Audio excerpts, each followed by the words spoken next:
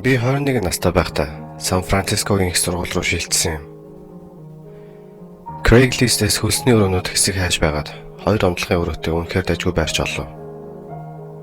Түрээс нь баг, дээрээс нь сургуультай минь ойрхон тул энэ надад үнэхээр сайхан боломж байлаа.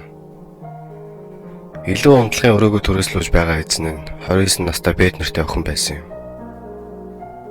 Тэр охин өндөр, бас биерхүү, урт хар өстэй, мөн нүрэ байнга цав цагаанаар бодно. Баг зэрэг дуу цөөхөг нь стооцвол ерөнхийдөө давгүй охин шиг л санагдсан. Ямар ч тааш би түүнд таалагдах шиг болж нүүж ирэхийг мань зөвшөөрлөө. Нүүж очсон эхний өдрөө бид хамтдаа пицца идэхээр гарцгаасан бөгөөд тэр үед л би түүнийг баг зэрэг сонин гэдгийг нь анзаарч эхэлсэн юм. Хооллож байх зур тэр тасралтгүй намайг Shia LaBeouf-тай ямар адилхан болох тухай тасралтгүй ярьсаар л байлаа. Юу гэхээ мэдэхгүй байсан тул гайхшигсан харцаар итгэл муутайхан баярлаа гэхээс өөр хариулт надад байсангүй. Учир нь надад Shia LaBeouf-тай адил гэх ямар ч төс байхгүй байсан учраас энэ хүү зүйлэл надад ямар ч утгагүй байсан юм. Хооллож дуусаад байрандаа буцан ирэх үед тэр надаас өрөөг нь орж үзсэн хэсэг талаар асуугаад хараахан амжаагүй гэдгийг авчирлахад тэр орж сонирхох санал тавив. Түүний өрөөний хананууд битүү Shia LaBeouf-ын зурагтай постеруудаар дүрсэн байлаа. Бүр толон дээр хүртэл түүний зургнуудыг принтлж гаргаад битүү наасан байснаас гадна түүний тоглосон бүх кинонуудыг нь худалдаж авсан байв. Юу гэж хэлэхээ мэдэхгүй ч энэ бүхэн надад баг зэрэг creepy санагдаж байлаа. Бүхэл оройны турш тэр намайг Shia LaBeouf-тай адилхан талаар ирсэн. Харин одоо энэ хүү зургнууд гээд байс тэрхүү жүжигчэнд бүр донцчихсан гэдгийг нэлт байв. Ямар ч тач хэдэн 7 хоног өнгөрч би ч түүнтэй нэг их таардгүй байлаа. Үннийг хэлэхэд бид тэр явдлаас хойш бараг л цагийг хамт өнгөрөөгөөгүй. Тэр ажлаасаа тарж ирээд өрөөрөөгөө бараг гүүх шахамл орно. Тэгээд тэндээ бүхэн шүнийг өнгөрөнө. Түүнээс гадна шүүн дунд үе түүний нарийнхан хоолоогоор инээд алдах нь ханны цаанаас надад сонсогддог байв. Хаяада бид үүдний өрөөнд таарахтаа ганц 2 минутын харилцан яриа өрнүүлэх бөгөөд тэгэх бүрд үгсээр зөөж ядан eerх нь тэр нилээдгүй уудаг бололтой гэсэн хардлагыг надад төрүүлдэг байсан юм. Харин заримдаа намайг том өрөөнд байгаад үүдний өрөөндөөс юуш дуглаг ширтэн зогсох бөгөөд би түүнийг анзаарах бүртээ дав хэлэлцэж өрхөд арай хийн сайн байд ч юм уу ганц нэг үг хүчлэн байж минь мэддэг байв. Харин тэр хариуд нь юуш дууралгүй хэсэг чимээг зурсаж байснаа нөгөө л нэг нарийнхан муухай инээ дээр инээч гээд яваад өгнө. Ер нь л түүнтэй ойр байх үнэхээр тоохгүй бас эвгүй байдаг байлаа. Нэгэн өдөш ойролцоогоор шөнийн 2 цагийн үед би байрны хаалганы түвжээ онгоох чимээнээр цэрэв. Намайг унтлагын өрөөнөөс гарахад коридор тэр чигтээ харанхуй байсан ч гэлээ үүдний өмнө бэд зогсож байгаа нь харанхуйд бүртэлсэн мэдэгдэж байлаа. Тэр хаалга руу цааш харан зогсчоод хаалганы түвжийг дахин онгоолгож бас төвжиж байв. Мөн тэрээр түвжийг нааш цааш төчнүүлэх тоолондоо амандаа миний нэрийг ботнож байсан юм.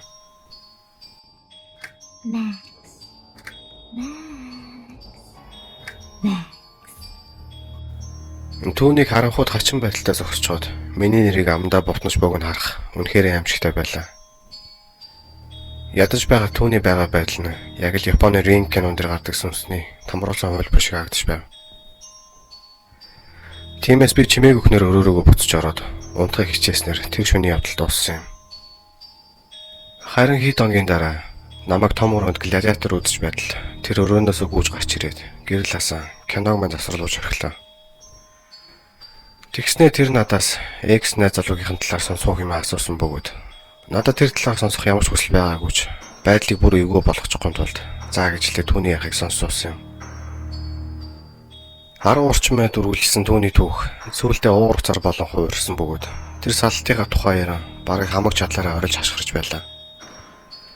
Би хөвшүүдийг цагтаа дуусчих үедээ хэмээн санаа зовж түүнээс дуугаа намсахыг хүссэн ч тэр намайг огтхон сонсохгүй байв.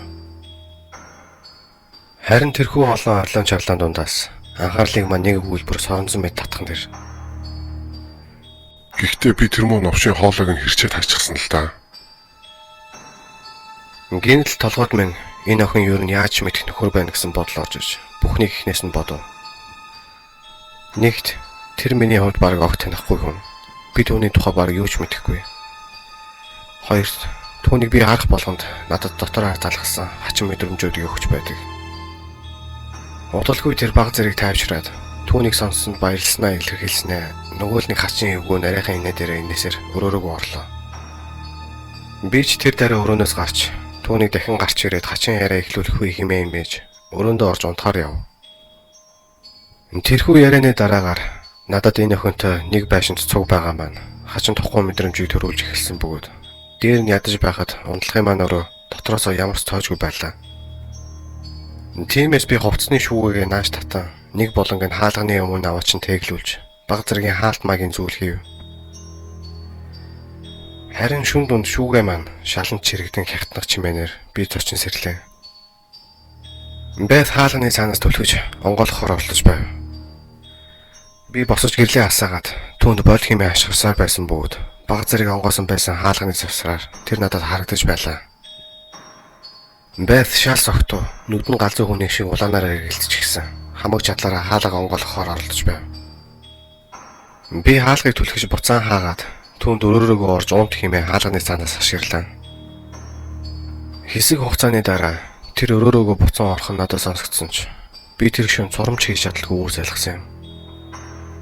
Харин өглөө нь хаалгаа онгоолгоод үүдний өрөөг шалгах үед харсан зүйл дотрыг маань муухай оруулах шиг л болсон. Галтгооны том хотго өрөөний маань хаалганы өмнө шалан дээр хэвтэж байх нь тэр. Тэр үед хамаг шар ус маань арцааж байж лээ. Мөн толгойд маань зөвхөн түүний хуучин найз залуугийнхаа хоолойг хэрцсэн гэсэн үгсэл эргэлзэж байсан юм. Би өдрөн түүнээс тайлбар шаардсан ч тэр манай өрөөрөө орохоор завдсан. Мөн хуучин найз залуугийнхаа талаар ярьснаас санахгүй байна хэмээн хэлсэн тэр. Миний төвчээр барагдаад байлаа. Би түрээсээ сар сартаа өгдөг байсан тул тэр өдрөл өөр байв олж нүүж гарсан юм. Намайг нүүж гарснаас сарын дараа тэр надтай холбогдсон бөгөөд тухайн үед би кинонд татж байсан тул уцаа унтраасан байж таарад буцаан асаах үедээ шоконд орох шахаж байж билээ. Тэр над руу 2 цагийн турш 50 гаруй мессеж бичсэн байлаа. Тэтгэр нь ерөнхийдөө сайн уу юу байна да гэж эхлээд чамайг хараад байдаг үзэн ядаж байна гэдгээр төгссөн ямар ч утгагүй галзуу хүний өдрийн тэмдэглэл мэт зурсууд байсан юм. Би маргааш нь л дугаараас олж түүний талаар дахиж хизээ сонсоогүй мөн таараагүй. Харин хэрэг би тэр шөнө шүүгийнхээ өнцгийг хаалга тэглүүж тавиагүй байсан бол тэр үнэхээр өрөөнд бинд гитж орж ирээд хоолойг минь хэрчих байсан болов уу гэсэн асуулт үргэлж намайг дагсан хിവэр л байна.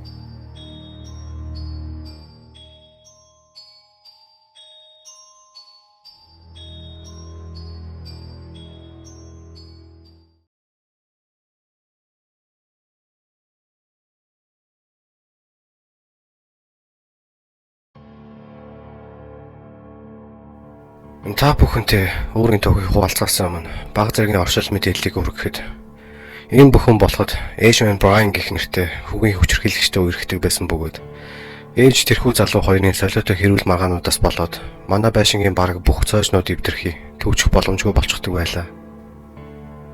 Брайан согтуудаа манай урд болон хойд айл талын хаалгануудыг цөм мөшгөлж орхичоод буцаас асаагүй байсан юм. Харин ээж Брайан хоёр өдөр бүр бүхэл өдрийн турш бааран сууж архитан согтуурхдаг байв.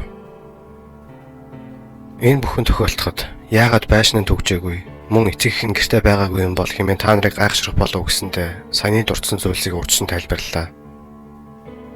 Ямар ч тач би тэр үед 12 настай бяцхан охин байсан бөгөөд харин эрэгтэй дүү маань дөнгөж 10 нас хүрч байсан юм. Би тэр үед үнэхээр жижигхэн биетэй охин байсан бөгөөд харин дүү маань өргөжлөл үүддэг байсан учраас тэр ч бас үнэхээр жижиг биетэй дээр нь дэндүү эмзэг хүү байв. Харин манай ээж Брайан хоёр үргэлж байдаг тэр газартаа арх эргүүлж явсан юм. Манай байшингийн урд хаалгаар ороход л шууд том өрөөтэй залгах ба цааш арын хаалгагч мөн харж болно. Харин баруун тийш эргвэл дүүгийн маань өрөөрөө чиглэсэн коридор байх бөгөөд тэр үед дүү бит хоёр тэрхүү унтлахын өрөөндөө байсан юм. Бид өрөөнийхөө хаалгыг хаачаад PlayStation дээр ямар нэгэн тоглоом сууж байв.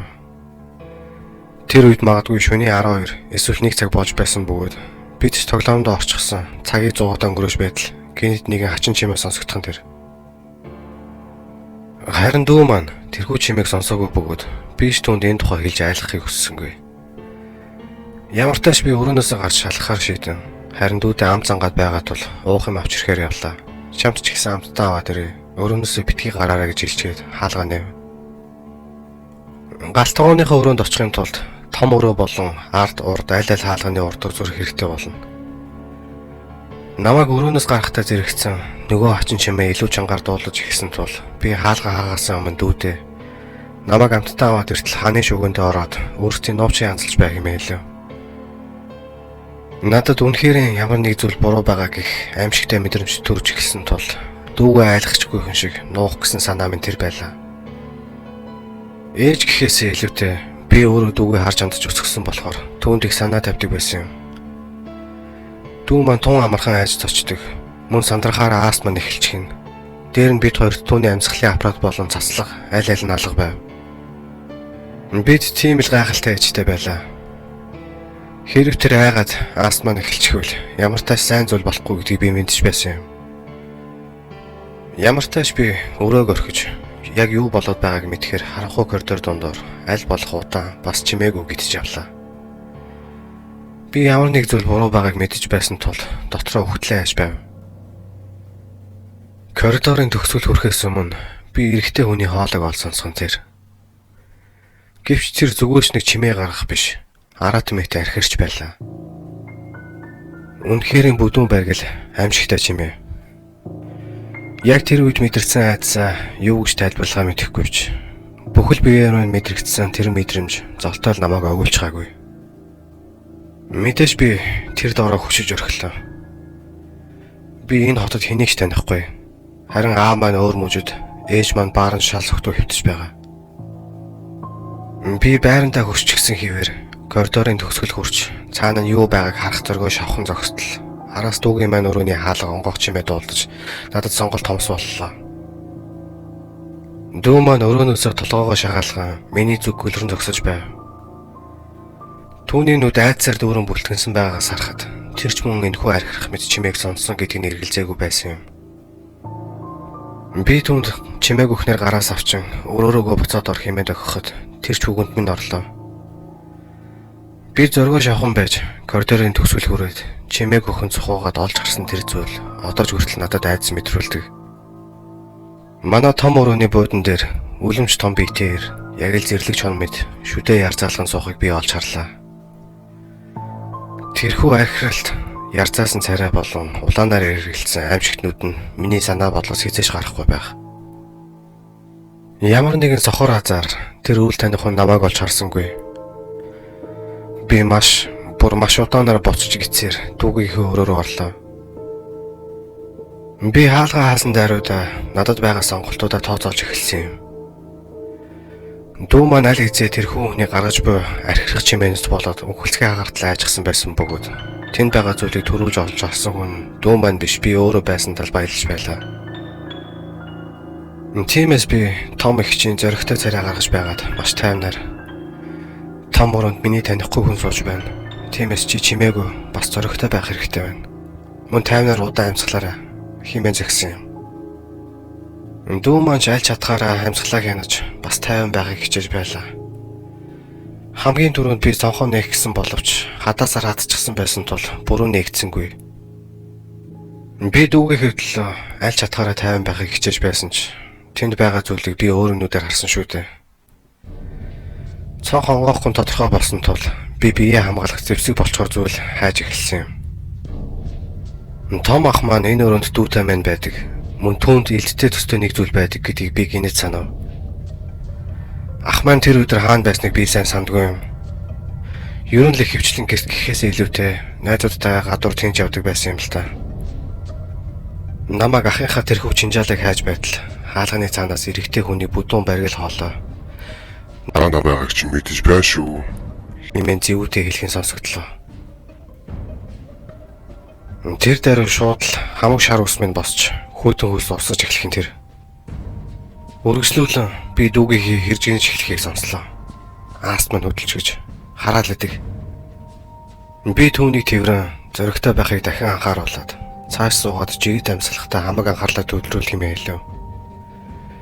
Би цонхоо бүтэн нээхээр ухаан мэдрэлгүй оролдож эхэлсэн ч яаж чичээгээд болохгүй байлаа. Би буцаж иргэн орон дээрх хүнжил бүтээлгнүүдээ ухаж байхдаа ахынхаа өргөж мартаад явчихдаг гар утсыг болох юм тэр. Тэрхэн хугацаанд ямар гэч яаз вэ хэмээн нулимс тэлгнүүд нь тэрхэн утсыг шуурж авч байснаа би одоо сандаг юм. Би ч тэр дээр 911 рүү залгаж цагдаа нарт юу болоод байгаа талаар тайлбарласан бөгөөд хамгийн сонин нь энэ бүх хугацаанд хаалганы цаанаас ямар ч чимээ гарахгүй л байлаа. 911-ийн оператор харилцуурын цаана яг юу болж байгааг цаг алдалгүй мэдэж байхын тулд надаас утсаа салгалгүй байж байхыг хүссэн бөгөөд удалгүй тэр үйл таних хүн хаалга балбалж эхлэх юм тэр. Би дахин 50 байдлаа хадгалж чадахгүй гэдгээ ойлгож айцаасаа болоод ухаан санаагаа алдаж орхисон баг. Би хамаг чадлаараа орилж хашгичж эхэлсэн ба хэрэг та тэр үед миний орилоныг сонссон бол шар өвчин босох байсан гэдэгт итгэлтэй байна. Дүүгийн маань унтлахны өрөө байшингийн цорын ганц ажилдаг зооч төөрөө байсан гэдгийг дуртахаа мартчихаж. Тиймээс тэрхүү үйл таних хүн дотгоч орохыг завдаа хаалга тасралтгүй балбасаар байсан юм. Түүний хаалга балбах чимээ улам бүр чангарч намайг оруулаадах хэмээн хашгичж байснаа чив чимээгүй болж орхив. Тэгээд дараа нь тэр хамгийн чих үзэж айц төрүүлэн зүйлийг хийсэн юм. Тэр мөн авш инээж эхлэх нь тэр. Хэрэг би хүсвэл энэ хаалгыг 2 секундын дотор юу ч үгүй өрүүлээд ажиж чадна гэдгийг чи мэдэж байгаа үстэй. Бяцхан охоо. Ийхүү хэлснийхээ дараагаар тэр зөөлхнөр хаалга тогшин намайг зүгээр л тайлаад өгчих хэмээн гуйж эхлэв. Түүний харцаа тэс өөр болж орхилоо. Дараа нь хаалга майжих мэт хятадсан чимээ гарч эхлэх нь тэр. Тэр үед 12 настай байсан бяцхан охины бодолд маань маш урт хүмүүстэй хүн л хаалга самардаад байна гэсэн төсөөлөл бууж байлаа. Гэвч тийм байгаагүй юм. Тун удалгүй би цагдаагийн машины дууд тохио мөн манай гэрт хүмүүс гүйлж орж ирэн тэрхүү хүнийг гараа өргөн газар твтгийг шаардсан орилдохыг сонслоо.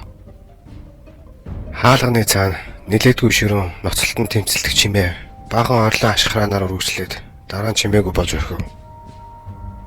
Хэдэн минутын дараагаар хэн нэгэн хаалгыг маань зөөлөн тогссон ч би тэр үед дэндүүх ажихсан байсан тул хаалга нээж өгөх зориг байсангүй. Тэрхүү хар дарсан зүвчигээр хаалганы цаана одоо ч хүртэл байж магадгүй хэмээн айсан хэрэгэлтэй. Би ухаан мэдрэлгүй үгүй хэрэггүй гой битгийлтэй хэмээн дахин давтан хэлж нос нулимсандаа хутгалдаад байлаа. Жаахан дүүгийнхээ төлөө зоригтой байх ёстой гэсэн бодол маань ор сурггүй алга болоод өгсөн байсан юм. Энэ бүх хугацаанд шалан дээр дүүгээ твэрчгээд бид гарцаагүй өөхөх нь л хэмээн бодож байлаа. Хэсэг хугацааны дараа хаалганы маань цаана эмэгтэй офицер ирж бидэнтэй ярилцах үед л би баг зэрэг тайвширч тэдэнд хаалга нээж өгсөн юм. Коридорт маань 5 цагдаа ирж зогсчиход уйлан дуулахыг минь сонсож зогссон байлаа. Би хаалга нээж өгөх хүртлээр дүүгээ тасралтгүй твэрсээр байсан ч эмэгтэй цагдаа харсан даруйдаа бид хоёр түн дээр гүн очиж тврээд бүрч чангаар зөвхөн олцгааж байж билээ. Бид үнэхээр их айсан байсан юм. Тэрхэн үлэмж би тэр мал болтлоос орчихсон. Дээр нь мансууруулах бодис хэрглэжсэн байсан болж таарсан. Цагдаа нар намайг тэрхэн үйл таних хүн дээр дагуулж очоод түүнийг таних хэсгийг тодорхойлж байсныг нь би сандаг юм. Би түүнийг огт мэдэхгүй гэдгээс хэлсэн. Харин би тэрхэн үлэмж том биетэй уур хилэнгээр үрж улаанаараа эргэлцсэн нүдтэй эрийн өмнө ирж зогсохдоо мэдэрсэн айцаа хизээч мартахгүй байх. Мөн түүний гаргаж байсан архирах мэт аимшигт чимээ айц дөрөн бүлтгэнж байсан дүүгийнхээ нүдийг хизээч мартахгүй. Эцэг их маань биднийг хараа хяналтгүй цоожгүй байшинд тийм байдалтайгаар үлдээж явсныгаа төлөө нилээдгүй байцаагдаж арга хэмжээ авахулсан юм. Ээж маань одоо уухаа болж цагдаа хүнтэй гэрлэн тэр үеийнхээсээ тэсэн өргөн болсон. Би нэлээд сүлд нь энэхүү болсон явдлын талаар ээжтэйгээ ярилцаж байгаад тэр үед мдээгүй зүйлээ мэдэж авсан юм. Тэр үйл таних хүн цагдаа нарыг ирэхэд гартаа маш том утга атган зогсож байсан бөгөөд хаалга самардах мэт чимээ юунаас гарч байсныг тэгэхэд л ойлгож билээ. Би одоо болтол тэр хүн яагаад зүгээр л хаалга цөмлөд ороод ирээгүй юм бол хэмээн үргэлж гайхширдаг. Түүний биеийн хэмжээнээс харахад л тэр нэг их хүч гаргалгүй ганц зөөлөн өшөглөхөд хаалга салаад унчаар байсан бөгөөд Учир нь тэрхүү өрөөний хаалга үнэхээр хариугүй нэмхэн хавтан гар хийгдсэн байсан юм. Тэрхүү болсон явдлын дурсамжууд одоо ч хүртэл намайг айлгаж ойр ойрхон хар дарахад хүргэдэг. Нөхөр маань яагаад намайг шөнийн цагаар хаалгад түгжээгүй байхад тэгтлээ их уурлаад байдгийг огт ойлгодгүй юм. Би 3 ээлжээр ажилладаг бөгөөд намайг гэртээ ирэх болгонд байшингийн хаалга онгорхой байж таарна. Тиймээс би байшингийн өрөө тус бүрээр явж шүүгээ ханы өрөө гэд хүн нөөж болох үс булан тохоо бүрийг нэг бүрчэн шалгах хэрэгтэй болно. Би одоо 2 хүүхэдтэй. Харин би тэдэнтэй өөр тохиолдсонтой ижил зүйл тохиолдохыг хизээж зөвшөөрөхгүй.